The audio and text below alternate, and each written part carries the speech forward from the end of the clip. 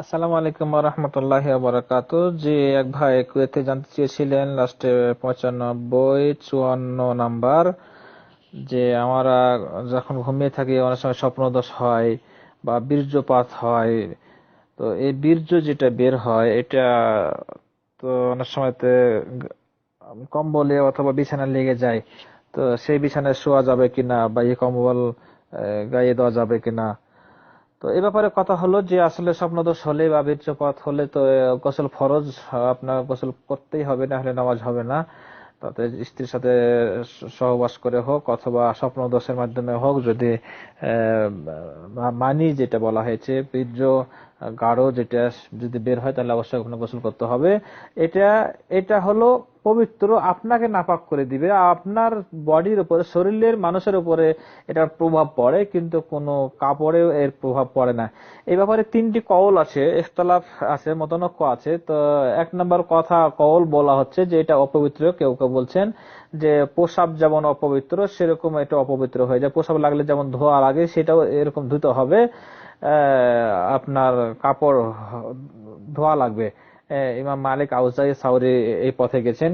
আর দ্বিতীয় কওল হলো বা দ্বিতীয় মত হলো যে এটা অপবিত্র, তবে সেটাকে যদি ঘষে উঠিয়ে দেওয়া হয় তাহলে যথেষ্ট হয়ে যাবে। এটা এদিকে মত গেছে আবু হানিফা, ইসহাক বা অন্যান্য ইমামগণ।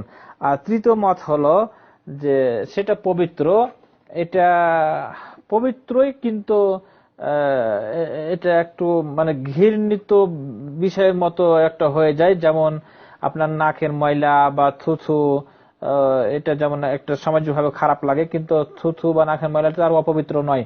সেই দিক থেকেই বলা হয়েছে যে এটা পবিত্র।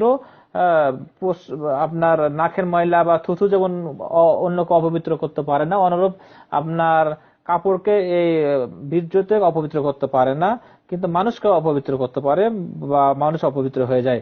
তো এইটার মত গ্রহণযোগ্য। ইমাম শাফি, ইমাম তাইমিয়া, আরো অনেক ইমামগণ এই পথে গেছেন যে আসলে এটা পবিত্র, কোনো কাপড় নাপাক হবে না, অপবিত্র হবে না। সেই কাপড়ে আপনি নামাজ পড়তে পারেন। যদি আপনার লুঙ্গিতে লেগে যায়, সেটা হালকা ধুয়ে নিলেন, আপনি নামাজ পড়লেন।